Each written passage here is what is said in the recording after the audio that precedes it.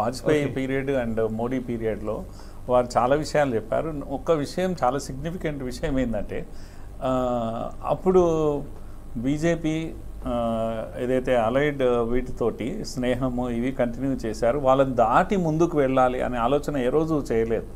ఎట్లా శివసేన కానీ లేకపోతే అక్కడ అకాలీదళ్ కానీ ఇక్కడ తెలుగుదేశం కానీ వీళ్ళతో ఉండి వాళ్ళ నెంబర్ను వాళ్ళు కూడా ఇదిగా ఉండి బీజేపీని ఆదరించి బీజేపీని ఆ రాష్ట్రాల్లో ఎదగడానికి అవకాశం ఇచ్చారంటే ఇవ్వలేదు. అసలు బీజేపీ ఎదగలేదు కూడా.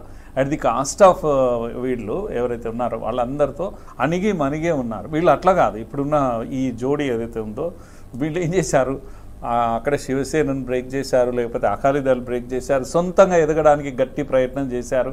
తెలుగుదేశంతో కూడా దూరం వచ్చేశారు. ఓ రకమైన లెసన్ చేసినట్టుగానే అనిపించింది. ఈవెన్ ఏఐడిఎంకేతో కూడా ఎంత ధైర్యం చేసి ఇప్పుడు జీవితకాలం ఇలాగే ఉండాలి. కాంగ్రెస్ డిఎంకేతో ఉండాలి, బీజేపీ అంటే ఏఐడిఎంకేతో. అలా కాదు, ఎంత ధైర్యం చేశారు. తమిళనాడులో కూడా ఒంటరిగా పోతాం, మా బలాన్ని పెంచుకుంటాం. ఈ ప్రయత్నం ఏదైతే ఉందో దేశంలో బీజేపీ సొంతంగా ఎదగడానికి ఒక మంచి మార్గం ఏర్పడ్డది అని అనిపిస్తుంది. చాలా ధైర్యంగా వాళ్ళు అన్నారు కదా, రిస్క్ తీసుకొని ఇలాంటి ప్రయత్నం ఒక క్యాలిక్యులేటెడ్ వేలోనే చేశారు అని అనిపించింది.